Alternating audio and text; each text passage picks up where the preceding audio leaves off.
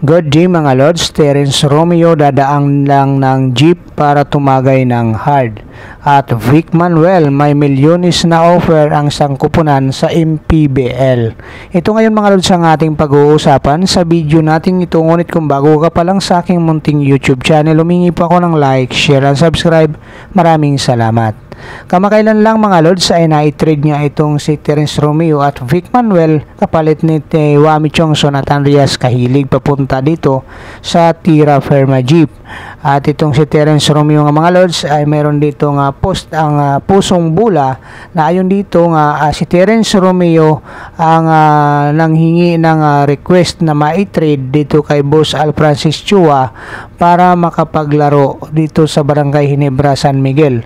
At dadaan lang siya dito muna sa Tira Firma Jeep. At ayon pa rin dito sa karugtong na post na ito mga Lods na gusto niya makapaglaro sa paboritong kupunan ng kanyang iniidolo na si Mark Caguioa bago nga ito magretiro.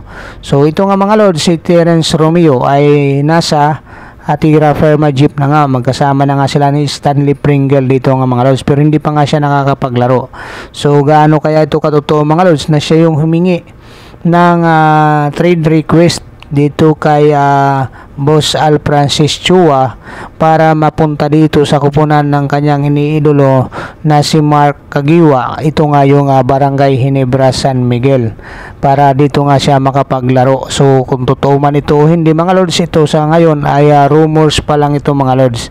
So itong si Terence Romeo, kung matatanda natin mga Lods, maganda yung kanyang nilaro dito sa San Miguel Bermen. At ito nga lang ay binitawan na nga siya ng San Miguel Bermen at marami siguro din ang nagulat at bigla ang binitawan ito ng San Miguel Bermen. Ngayon, hindi ito bago na mga Lods para dito sa San Miguel Bermen dahil matatandaan natin itong si Christian Stanhardiner nilipat muna nila papunta dito sa Northport Batang Pier para mapunta dito sa paboritong kupunan nila na Barangay Ginebra, San Miguel.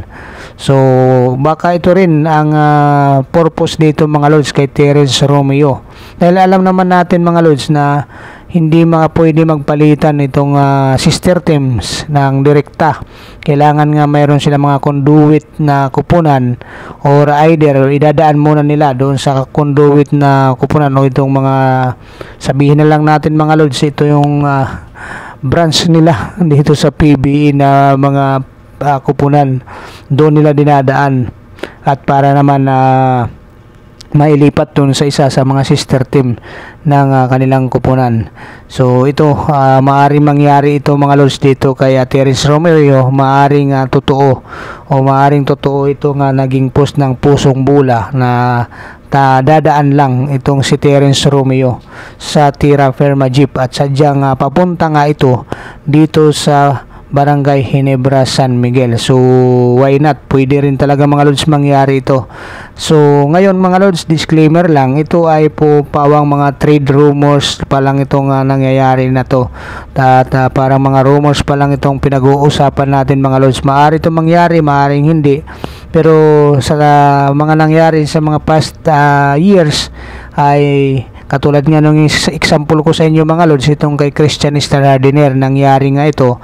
Kalakasan pa nga niya na paglalaro dito sa San Miguel Bermen, nilipat bigla siya papunta dito sa Northport para malipat sa Barangay Ginebra. So ngayon punta naman natin mga Lods itong inside of the PBE. Yun nga dito sa report, breaking news, Vic Manuel inalok ng multimillion contract ng isa sa mga kupunan dito sa MPBL. So ito naman mga Lods ay pasabog naman ni Snow Badwa. Ito yung naging post niya dito mga Lods. So ngayon ang sabi dito nga mga Lods, ang problema dito dapat ay mag-double check muna itong si Vic Manuel bago magdesisyon nga o bago lumipat, bago iwanan niya itong kasalukuyang liga na pinaglalaroan niya. Dahil alam nyo ba kung bakit mga Lods sinabi nga nitong si Snow Badwa?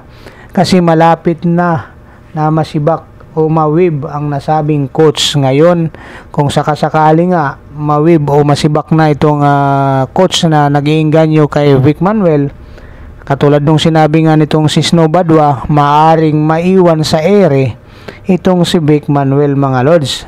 Kaya ingat-ingat din dito kay Vic Manuel kung totoo man itong rumors na ito na may nag-offer sa kanya ng ganong kalaki. So, pwede naman ni Vic Manuel i-grab yun mga lods dahil bihira nga naman, lalo na't nagkakaedad na si Vic Manuel kung totoo, at saka kung hindi siya dito maiiwan sa ere katulad ng sinabi nitong si Snow Badwa. So, yun ang sa atin mga lods. So, maraming salamat mga lods. Kung meron kayong komento at suggestion, iwan nyo lang dyan sa baba.